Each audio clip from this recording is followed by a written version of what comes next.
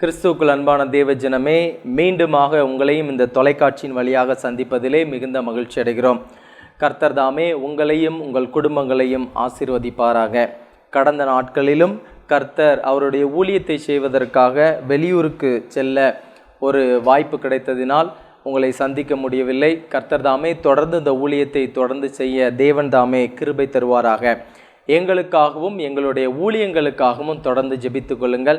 பலர் எங்களுக்கு தொடர்பு கொண்டு ஆசீர்வாதமாக இருக்கிறது என்றும் பல ஆலோசனைகளையும் கேட்டு வருகிறீர்கள். தொடர்ந்து எங்களுடைய ஊழியத்திற்காகவும் எங்களுடைய ஊழியத்தின் மூலம் வருகின்ற இந்த நிகழ்ச்சிக்காகவும் இந்த ஜாஷ்வா டிவிக்காகவும் நீங்கள் ஜெபித்து கொள்ளும்படி உங்களை அன்போடு கேட்டுக்கொள்கிறேன். இந்த நாளிலும் நாம் தியானிக்கும்படியாக கர்த்தர் நமக்கு கொடுத்த வேத வசனம் சங்கீதங்களின் புஸ்தகம் 16ஆம் சங்கீதம் 11ஆம் வசனம். சங்கீதங்களின் புஸ்தகம் 16ஆம் சங்கீதம் 11ஆம் வசனம். ஜீவ மார்க்கத்தை எனக்கு தெரியப்படுத்துவீர், உம்முடைய சமூகத்தில் பரிபூரண ஆனந்தமும் உம்முடைய வலது பாரிசத்தில் நித்திய பேரின்பமும் உண்டு. எனக்கு அன்பான தேவஜனமே, தாவீது ராஜா இந்த சங்கீதத்தை தேவனை நோக்கி ஒரு சந்தோஷமான சூழ்நிலையில் எழுதி கொண்டிருக்கிறான்.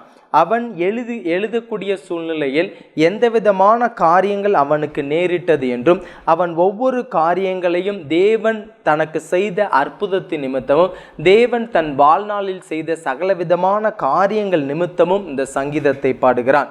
முதலாவது வசனமானது தேவனே என்னை காப்பாற்றும், உம்மை நம்பியிருக்கிறேன் என்று ஆரம்பிக்கக்கூடிய இந்த சங்கீதமானது கடைசியாக நித்திய பேரின்பம் எனக்கு உண்டு, நித்திய பேரின்பமும் ஆனந்தமும் உம்முடைய வலது பாரிசத்தில் இருக்கிறது என்பதை ஒரு மகிழ்ச்சியின் காரணமாக தாவீது ராஜா இந்த சங்கீதத்தை முடிக்கிறார்.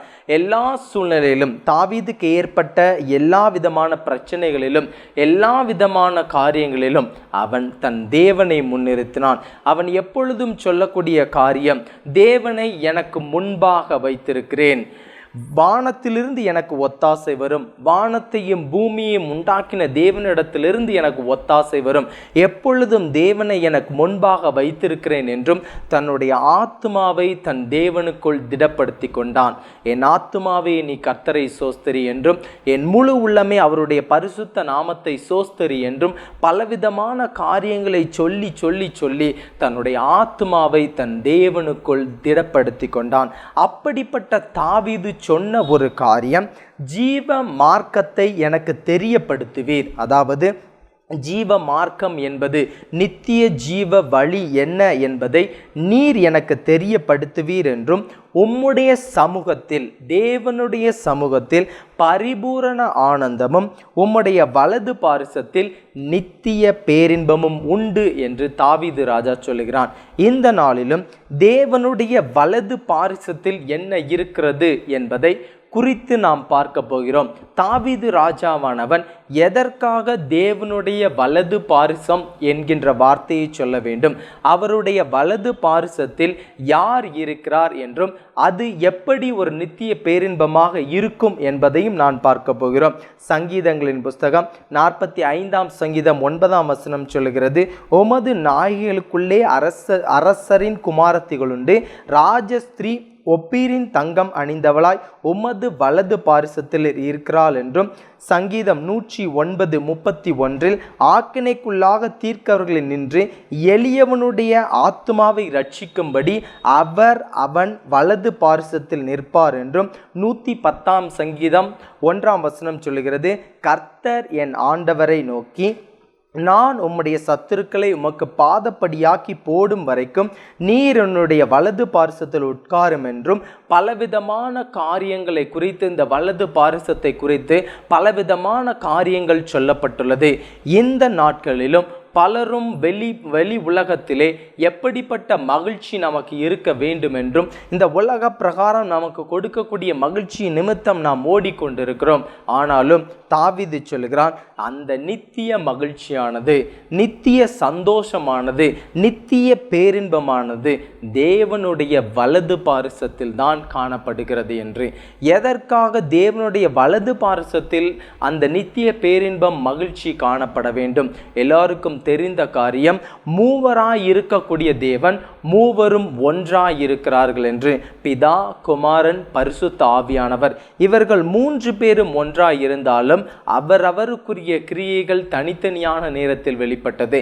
அப்படிப்பட்ட கிரியைகளை செய்யக்கூடிய தேவனானவர் வலது பாரிசத்தில் யாரை வைக்க வேண்டும் என்கின்ற நிலையையும் உறுதி செய்தார். இயேசு கிறிஸ்துவானவர் இந்த பூமியில் இருந்தபோது, என்னுடைய வலது பாரிசத்தில் நான் யாரை வைத்திருக்க வேண்டும் என்கின்ற சித்தம் எனக்கு இருக்கிறதோ, நான் யாரை முன்குறித்திருக்கிறேனோ, என்னால் யார் தெரிந்து கொள்ளப்பட்டார்களோ அவர்கள் மாத்திரம்தான் தேவனுடைய, கிறிஸ்துவனுடைய வலது பாரிசத்தில் இருக்க வேண்டும் என்று இயேசு கிறிஸ்துவானவர் இந்த பூமியில் இருந்தபோது சொன்னார். அந்த நித்திய பேரின்பம் என்பது யாரு? அதாவது அந்த மகிழ்ச்சி என்பது யாரு? தாவீது ராஜா சொல்லக்கூடிய அந்த வலது பாரிசத்தில், தேவனுடைய வலது பாரிசத்தில் இருக்கக்கூடிய மிகப்பெரிய நித்திய பேரின்பம் யார் என்பதையும் நாம் இன்று வேதத்தின் அடிப்படையில் சிறு காரியங்கள் மூலமாக பார்க்க போகிறோம். இயேசு கிறிஸ்துவானவர் நமக்காகவும், நம்முடைய பாவங்களுக்காகவும், நம்முடைய மீறுதலுக்காகவும், நம்முடைய அக்கிரமங்களுக்காகவும் சிலுவை மரத்திலே தொங்கவிடப்பட்டார்.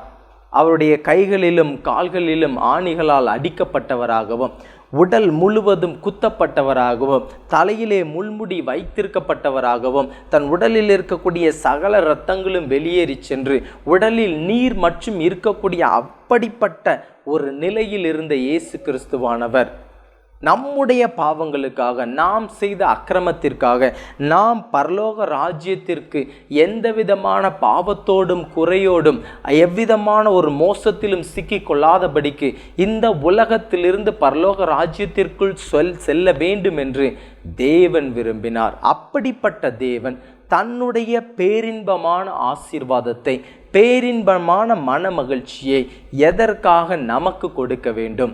ஏனென்று சொன்னால், நாம் மகிழ்ச்சியாக இருப்பதும் சந்தோஷமாக இருப்பதும் பிறருக்கு நன்மை செய்வதுமே அல்லாமல் வேறொன்றையும் நான் காணவில்லை என்று பிரசங்கி தன்னுடைய புத்தகத்திலே சொல்கிறார்.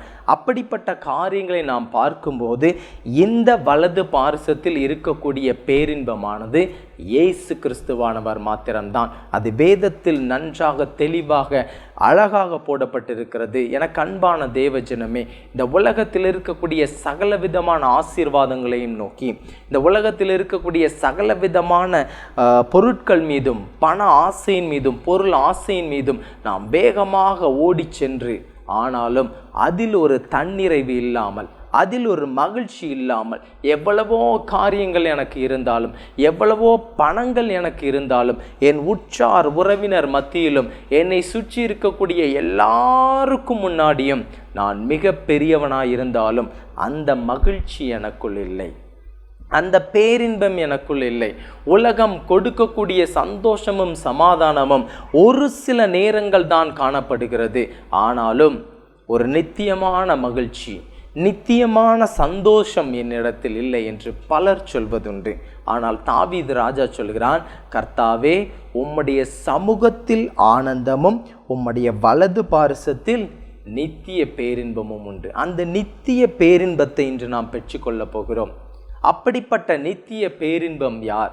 அப்போஸ்தலர் நடபடிகளின் புஸ்தகம் 7ஆம் அதிகாரத்திலே ஸ்தேவான் என்பவன் மிகப்பெரிய வார்த்தைகளை, கர்த்தருடைய வார்த்தைகளை குறித்து போதனை செய்து கொண்டிருந்த போது மக்கள் எல்லாருக்கும் அவன் மீது பயங்கரமான ஒரு பொறாமை வந்தது. அவன் மீது பயங்கரமாக எரிச்சல் பட்டார்கள். அவன் நிமித்தமாக அவர்கள் எல்லாரும் மூர்க்கமடைந்து அவனை பார்த்து பல்லை கடித்தார்கள். அப்படிப்பட்ட ஸ்தேவான் எல்லாருக்கும் முன்பதாகவும் வலது பாரிசத்தில் யார் வீற்றிருக்கிறார் என்பதை தரிசனத்தோடு கண்டான். அப்போஸ்தலர் நடபடிகளின் புஸ்தகம் 7ஆம் அதிகாரம் 54ஆம் வசனம் சொல்கிறது, இவைகளை அவர்கள் கேட்டபொழுது, எவைகளை கேட்டபொழுது? ஸ்தேவான் தேவனை நோக்கி சொன்ன எல்லா வசனங்களையும், ஊழியங்களையும், அவருடைய வார்த்தைகளையும் கேட்டபொழுது மூர்க்கமடைந்து அவனை பார்த்து பல்லை கடித்தார்கள். 55ஆம் வசனம் சொல்லுகிறது, அவன் பரிசுத்த ஆவியினாலே நிறைந்தவனாய் வானத்தை அண்ணாந்து பார்த்து தேவனுடைய மகிமையையும் தேவனுடைய வலது பார்சத்தில் இயேசுவானவர் நிற்கிறதையும் கண்டு. எனக்கு அன்பான தேவஜனமே, மீண்டுமாக அந்த வசனத்தை பாருங்க. தேவனுடைய மகிமையையும் தேவனுடைய வலது பாரிசத்தில் இயேசுவானவர் நிற்கிறதையும் கண்டு. 56ஆம் வசனம், அதோ வானங்கள் திறந்திருக்கிறதையும் மனுஷகுமாரன் தேவனுடைய வலது பார்சத்தில் நிற்கிறதையும் காண்கிறேன் என்றான். இதற்காகத்தான் தாவீது சொல்லுகிறான், இந்த நித்திய பேரின்பமாகிய இயேசு கிறிஸ்துவானவர், இந்த நித்திய பேரின்பமான ஆனந்தமான மகிழ்ச்சியான இயேசு கிறிஸ்துவானவர் தான் பிதாவினுடைய வலது பார்சத்தில் இருக்கிறார்.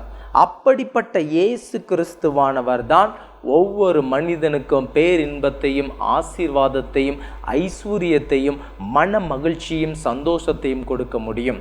அப்படிப்பட்ட இயேசுவானவர் எல்லாரையும் நாம் விட்டுவிட்டு இயேசுவானவரை விட்டு தூரமாக சென்று விட்டு என் மனதில் ஒரு சந்தோஷம் இல்லை, என் மனதில் ஒரு வேதனை இருக்கிறது, என் மனதில் வியாகுலம் இருக்கிறது, நான் என்ன செய்வேன் என்று நாம் ஒவ்வொருவரும் புலம்பி தவிக்கக்கூடிய சூழ்நிலையில் சிக்கி கொண்டிருக்கிறோம்.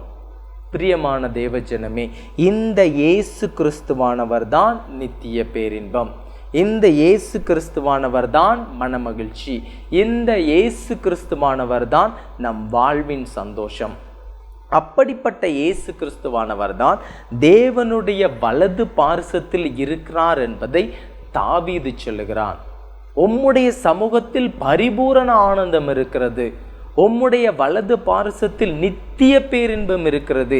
அப்படிப்பட்ட நித்திய பேரின்பமான இயேசு கிறிஸ்துவை நாம் உள்ளத்தில் ஏற்றுக்கொள்ளும் போது நம்முடைய வாழ்க்கையில் இருக்கக்கூடிய சகலவிதமான பாவங்களும் அக்கிரமங்களும் இயேசுவனுடைய இரத்தத்தினால் நிவர்த்தியாக்கப்பட்டு அவர் நம் உள்ளத்திலும் இல்லத்திலும் வரும்போது நாம் வாழ்வில் மிகப்பெரிய நித்திய பேரின்பத்தை பெற்றுக்கொள்ள முடியும்.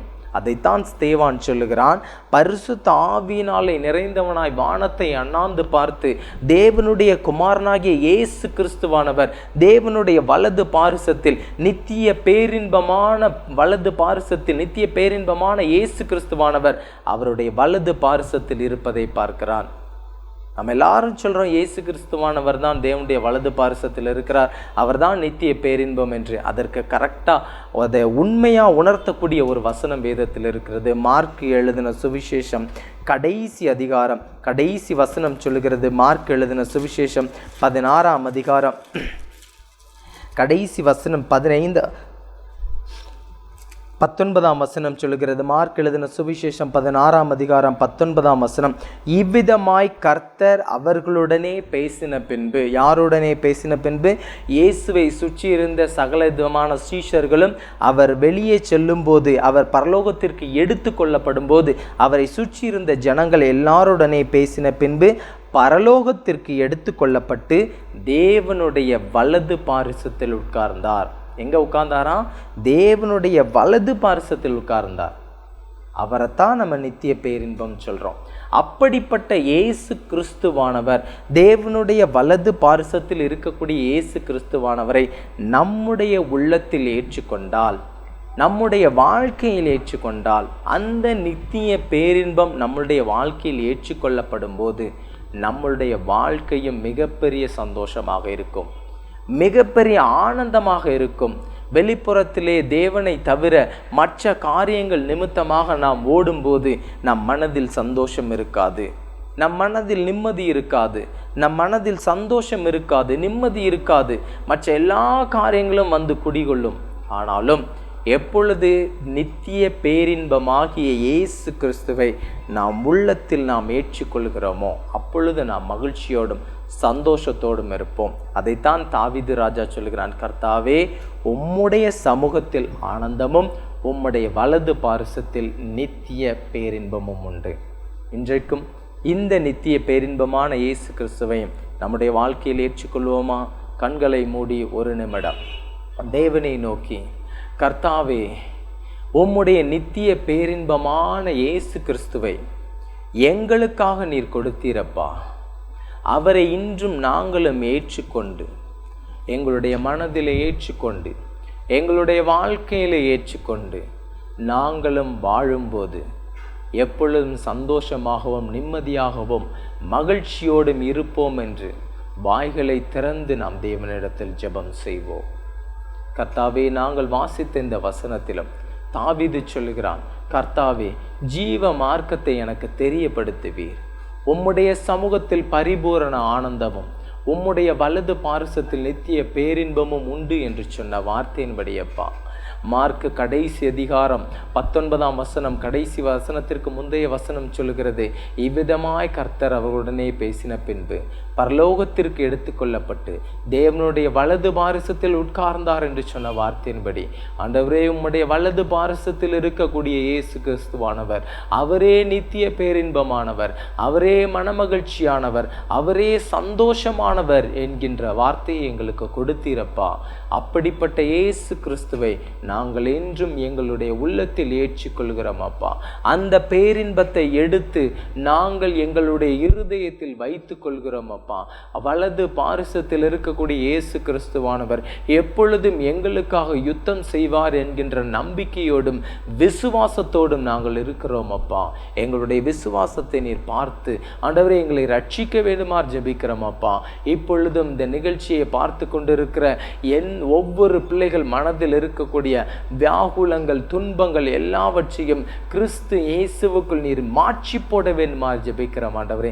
அவர்கள் மனதில் காணப்படுகிற சகல விதமான சஞ்சலங்கள் எல்லாவற்றையும் நித்திய பேரின்பமான இயேசு கிறிஸ்துவானவர் நீர் அவர்களுடைய வாழ்க்கையில் நிறைந்தவராய், நீர் மகிழ்ச்சியோடும் ஆசீர்வாதத்தோடும் அவர்களையும் வைப்பீர் என்கின்ற நம்பிக்கையோடு உம்மை நோக்கி பார்க்கிறோம் அப்பா.